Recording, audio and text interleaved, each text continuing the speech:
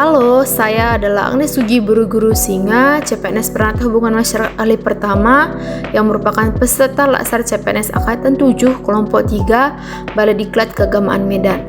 Di sini saya akan menjelaskan tugas individu saya, analisis isu manajemen ASN yang ada di satuan kerja saya. Yuk kita lihat baik-baik.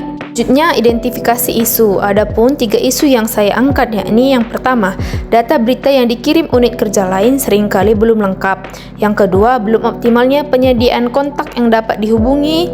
Dan yang ketiga, proses pendataan tamu yang masih dilakukan secara manual menggunakan buku tamu. Berikut merupakan tabel identifikasi isu, dampak, dan pihak yang terlibat.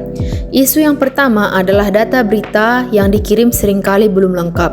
Hal ini berdampak pada kesulitan dalam mempublikasikan berita ke website Kanwil dan media sosial karena tidak memenuhi standar redaksional. Akibatnya, pihak yang terdampak adalah unit kerja yang mengirimkan berita, serta tim humas yang mengalami kendala dalam proses editing dan publikasi. Isu kedua yaitu belum optimalnya penyediaan kontak yang bisa dihubungi. Kondisi ini menyebabkan akses informasi menjadi terlambat, serta terhambatnya komunikasi dan koordinasi antar pihak. Pihak yang terdampak langsung dari kondisi ini adalah masyarakat, karena mereka tidak mendapatkan informasi secara cepat dan tepat. Isu ketiga yang ditemukan adalah proses pendataan tamu yang masih dilakukan secara manual. Dampaknya cukup signifikan, yakni rawan kehilangan atau kerusakan data, serta data menjadi sulit dicari dan direkap ketika dibutuhkan. Dan lagi-lagi yang terdampak adalah masyarakat, terutama dalam pelayanan dan administrasi kunjungan. Kini saya akan menjelaskan bagaimana isu-isu tersebut berkaitan langsung dengan mata pelatihan manajemen ASN. Isu pertama adalah mengenai data berita yang sering kali belum lengkap dikirim oleh unit kerja. Hal ini mencerminkan adanya kurangnya disiplin, koordinasi, dan kepatuhan terhadap prosedur kerja di antara ASN. Kondisi ini menunjukkan bahwa manajemen kinerja ASN dan sistem komunikasi antar unit belum berjalan secara optimal. Tanpa adanya kedisiplinan dan koordinasi yang baik, tentu output kerja seperti publikasi dan dokumentasi tidak bisa maksimal. Isu berikutnya adalah belum optimalnya kontak atau narah hubung yang bisa diakses oleh masyarakat atau mitra kerja. Masalah ini berkaitan dengan kurangnya sistem pelayanan publik yang responsif, padahal tugas utama ASN adalah sebagai pelayan publik. Hal ini menunjukkan bahwa manajemen SDM belum sepenuhnya berbasis pelayanan publik yang cepat dan akurat. Dan yang terakhir adalah proses pendataan tamu yang masih dilakukan secara manual. Isu ini menunjukkan kurangnya inovasi dan adaptasi terhadap lingkungan kerja berbasis teknologi digital oleh ASN. Kedepan, pengembangan kompetensi ASN di bidang digital dan pemanfaatan sistem kerja modern menjadi sangat penting agar pelayanan publik lebih efisien dan terdokumentasi dengan baik. Pada slide ini kita akan melihat hasil analisis isu menggunakan metode USG, yaitu singkatan dari urgensi, tingkat urgensi, seriousness, tingkat keseriusan, dan growth, potensi perkembangan dampak di masa depan. Setiap isu dinilai berdasarkan skala 1-5 pada masing-masing aspek, kemudian dijumlahkan untuk melihat prioritas penanganannya.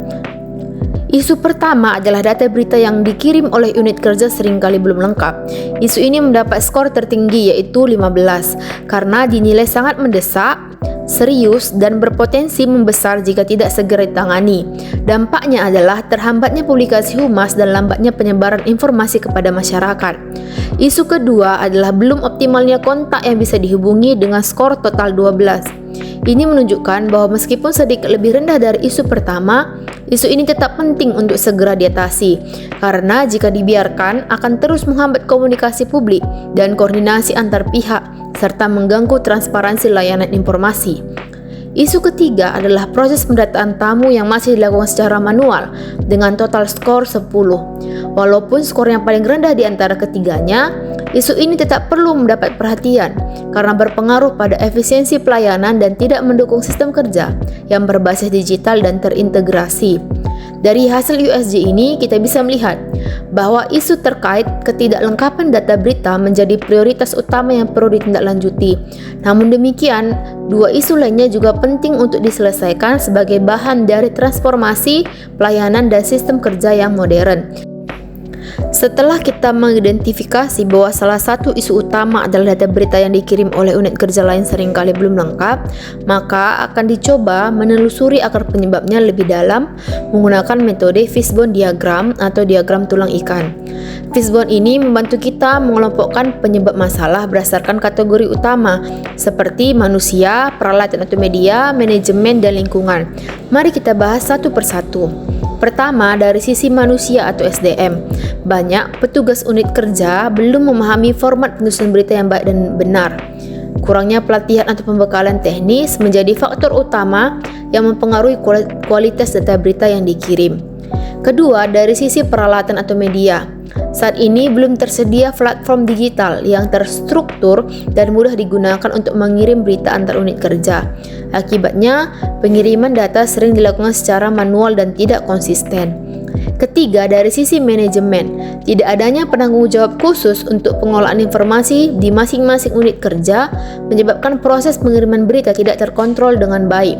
Hal ini menimbulkan ketidakteraturan dan kurangnya koordinasi. Dan terakhir, dari sisi lingkungan kerja, tidak adanya SOP atau panduan standar tentang bagaimana format dan prosedur pengiriman berita yang benar membuat setiap unit kerja mengirimkan berita sesuai pemahaman masing-masing tanpa standar baku. Sebagai respon terhadap isu-isu yang telah kita bahas sebelumnya, saya menawarkan gagasan kreatif berbasis digital untuk mendukung efisiensi kerja dan pelayanan informasi yang lebih baik. Gagasan yang diajukan adalah pembuatan formulir digital standar menggunakan Google Form. Tujuan utamanya adalah untuk menyederhanakan dan menstandarkan pengumpulan data, khususnya dalam hal pengiriman berita.